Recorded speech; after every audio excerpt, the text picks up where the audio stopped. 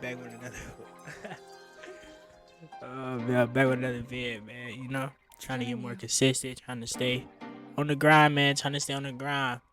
Today we're gonna talk about the NBA gambling problem. The NBA has been under fire in investigation by the FBI because of gambling. This earlier this week, two guys were like the main suspect and were really caught on this gambling train. The first of these guys is, Boston Celtic legend, the guy that took LeBron to 7 games on his own, legend, Terry Rozier. Terry Rozier has been back in the news in this topic. Terry Rozier has caught a lot of fire these past years for this topic. The first rumblings of it when he was in Charlotte with the Hornets, it seemed like there was something going on there. And finally, with the Heat last year, he kind of got caught. He got caught. Supposedly, he was allegedly gambling, and now he's officially on the radar now. Terry Rozier is facing an $8 million fine, and the ESPN uncovered documents that shows he had bettors betting up to $13,000 in wages for him. The Charlotte Hornets versus the New Orleans game on March 23rd, 2023. This is crazy. He selling games or playing better, for money, for the bets.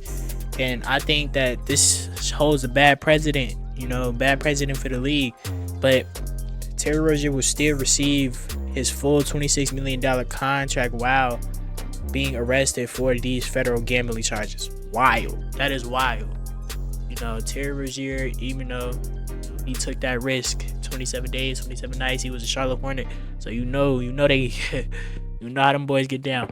But he still is gonna receive his pay, and I feel like he shouldn't receive pay, but either or. Neither here nor there. The next guy that they got was Chauncey Billups, man. The next big name in this is Chauncey Billups, the head coach for the Portland Trail Blazers, former NBA champion, former NBA player, Chauncey Billups.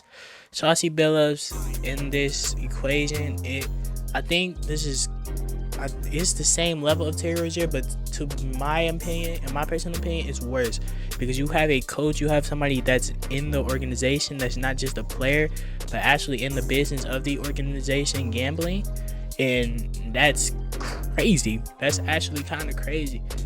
Knowing somebody that sits with the execs, sits with the owners and all that gambling, this raises bigger eyebrows to me than just players gambling, because players, they don't really mess with the ownership. They don't really mingle with the ownership, as I know of. As multiple stories have come out, players don't really mess with their ownerships unless it's about the team.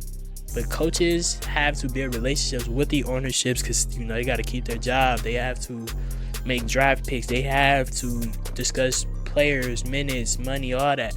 So Chauncey Billups being in this is very eye-opening and very kind of disappointing, but those were the two big names. They were both placed on leave from their NBA teams, but a total of 34 people were arrested as the result of the years-long investigation covering 11 states involving $10 million. FBI Director Kash Patel said law enforcement officials said the multiple charges involved 4 mafia families and organized crime networks.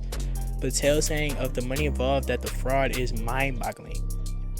Rozier was arrested Thursday morning in his hotel in Florida, accused, illegal sports betting with insider information. And hey, he's a player. So him doing that with the insider information, that's cool and all, but I feel like Chauncey's worse. But both of these guys have access to private information known by NBA players or coaches that would likely affect the outcome of games or players' performances, and provided the information through co-conspirators. Words are hard. They provided them to their people, and the NBA is now getting investigated because of this. Billups was arrested in Oregon, charged with the indictment of wire-raising scheme to rig underground poker games as well. He was also in these poker games. Gilbert Arenas Gilbert Arenas is an interesting name in this whole thing because Gilbert also hosted these poker games. He did not participate allegedly, but he hosted these poker games allegedly also at his house for these mafia guys and for these big name guys. But Gilbert said he's snitching. Gilbert said he is going to snitch on any and everybody. Billups and Rozier has been indicted on charges of wire fraud, conspiracy, and money laundering conspiracy, according to the assistant of U.S. attorney. Hours after his arrest, Rozier appeared in federal court in Florida wearing Charlotte Hornets stuff, handcuffed. Billups appeared before a judge in Portland. Both men were ordered to release from custody in certain conditions. Billups also turned over his passport and is required to secure a substantial bond with the federal court in Eastern District, New York. This raises a way bigger question to me. What will the NBA do about their gambling epidemic? What could the NBA do about the gambling epidemic? I feel like they try to just sell out. Adam Silver is trying to sell out to big corporations, and I feel like it's biting him in the butt now. He is now being investigated by the FBI, trying to be very quiet about this situation. Not only this situation, but also the Kawhi Leonard and the tree situation with the Clippers. He hasn't really addressed that one at all either. I feel like Adam Silver is trying to put out of this stuff under the rug, but with federal agents and with the government looking at you now, you can't really throw these things under the rug. DraftKings, FanDuel, all that stuff has to go now because of just the non-restrictions really, and the freedom that it had, and just the convenience and the normalcy it had in the NBA landscape. I feel like that was a bad thing to do, and now we're seeing the after effects of this. And honestly, I really think this shows a lot of these situations that are coming out have shown Adam Silver as a commissioner to be a little incompetent. I feel like he hasn't really addressed a lot of these issues or have tried to sweep these issues under the rug, while also raising ticket prices and raising ways to watch the game. The game is not accessible to watch anymore, and then you have all these scandals coming out, and also it's just like it feels that when Adam Silver talks and speaks, he's dancing around things, or he's easily clippable. He's easily taken out of context, and anybody could get taken out of context, but a commissioner of a sports league should know what he's saying. He shouldn't have to retract and backtrack his words and going on more interviews to clarify what he said on another interview. I feel like this is just poor management from Adam Silver, and this has just been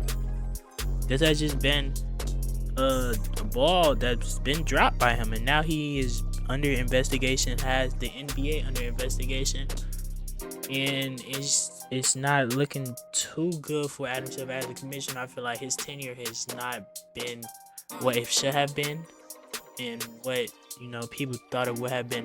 With the great talent that he's had, I don't think that he should have endorsed companies like he have. I feel like he's endorsed too many, but not monopolies, because he endorses a lot of gambling sites, but he has endorsed too many people. He has put too many people in the NBA's pie.